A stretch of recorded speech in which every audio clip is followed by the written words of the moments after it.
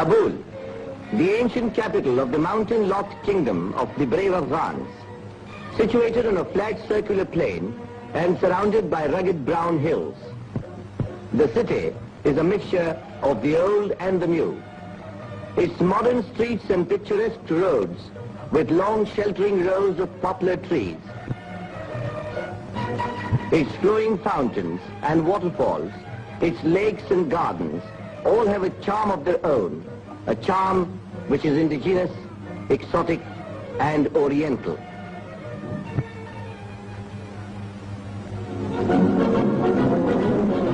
Every year, the freedom-loving Afghans celebrate the last week of August as their Independence Week.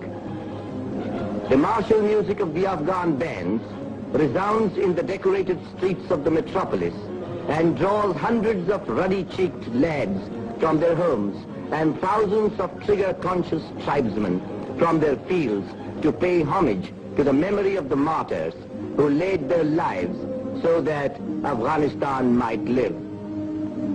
Liberty-loving Afghans cherish their national freedom above everything else. And these monuments remind them of the heroic sacrifices of generations of their countrymen in the cause of national independence. And this is the monument commemorating martyrdom of the great Mujahid, the late King ظاهرشان, the father of modern Afghanistan.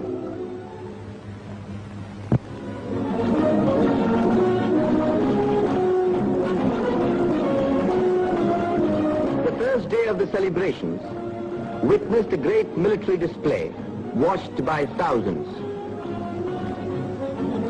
Steel-helmeted soldiers in their slick uniforms, armored cars and mounted guns. Such is the martial splendor of Afghanistan, poised to honor His Majesty the King, whose arrival everybody is waiting so eagerly. Punctually at 8:20 a.m., His Majesty arrived in the royal car. He was welcomed by His Royal Highness the Prime Minister and the Chief of the General Staff, and was offered a salute of 29 guns. Alighting from the car, His Majesty got into a jeep to inspect his faithful warriors.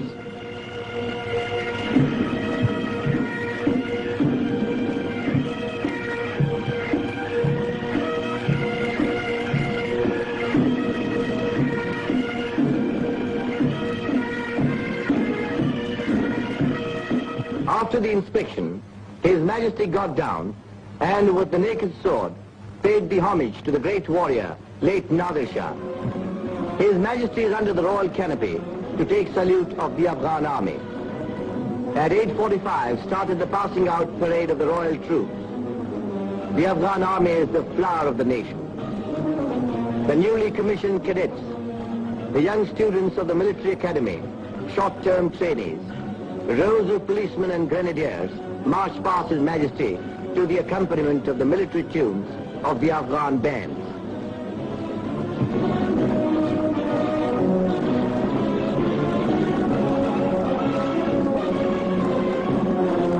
And then the heavy anti-aircraft guns. Groups of aeroplanes dived in formation, showering congratulatory leaflets all around. There are also the qualified recruits of the police school and a body of the police force.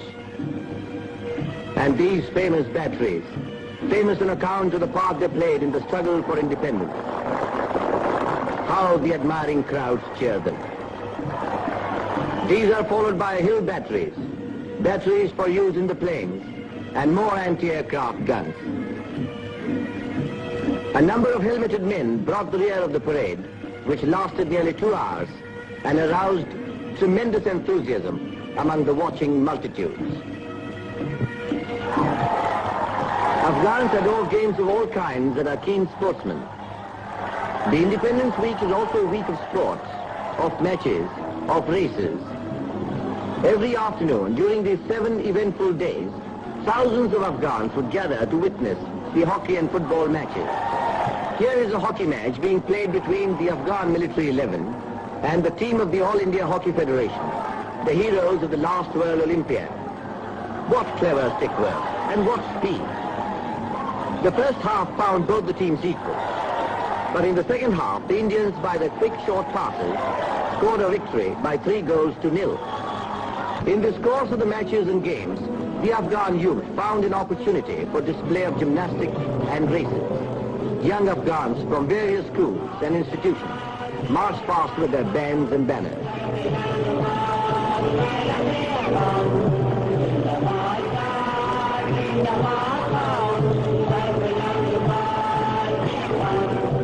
The gymnastic demonstration gave evidence of suppleness of bodies and hard and arduous training.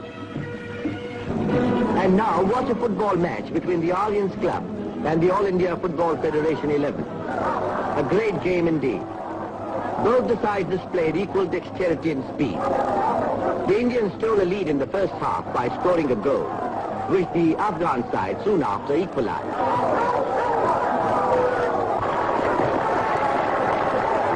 Perhaps the happiest during the Independence Week were the Afghan people themselves. The democratic nature of the state gives them all facilities for games and recreation. To them, the traditional ram fighting provides as great a pleasure as a duel between two warriors.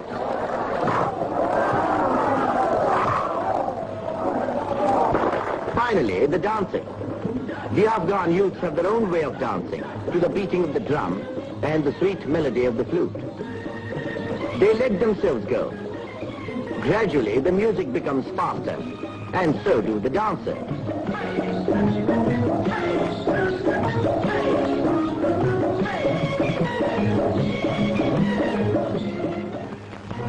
Parades, games, and dances are only a part of the varied program chalked out to celebrate the week. An important event is the exhibition of Afghan arts and crafts. In spite of its insular position, Afghanistan has made lots of progress in the industrial field and well maintained its cultural heritage. Here you find some of the best specimens of Afghan crafts: beautiful carpets, soft rugs, products of the handloom industry, Afghan jewelry inlaid with precious stones. The merchants and the manufacturers really do some brisk business during these days. Another major attraction during the celebrations is the Indian Arts Exhibition organized by the Indian Embassy.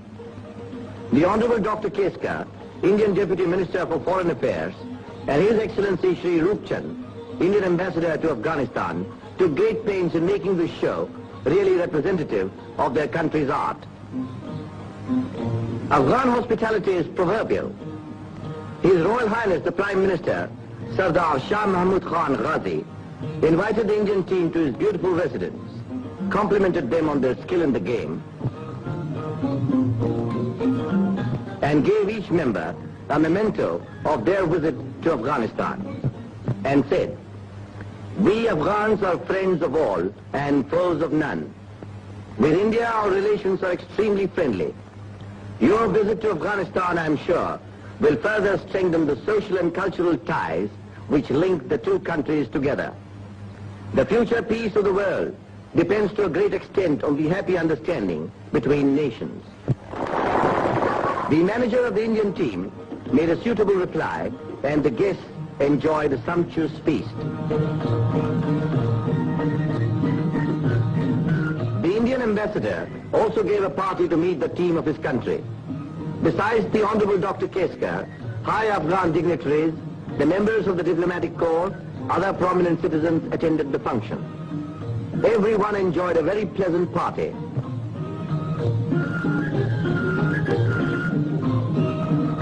Finally, the Indian merchants in Afghanistan arranged a feast to meet their country's foreign minister. There is no communal problem in Afghanistan, and equality and liberty enjoyed by the Hindus and Sikhs in the country is remarkable. They love Afghanistan and are treated as Afghans first and Afghans last. Thus ended the eventful week, a week of celebrations.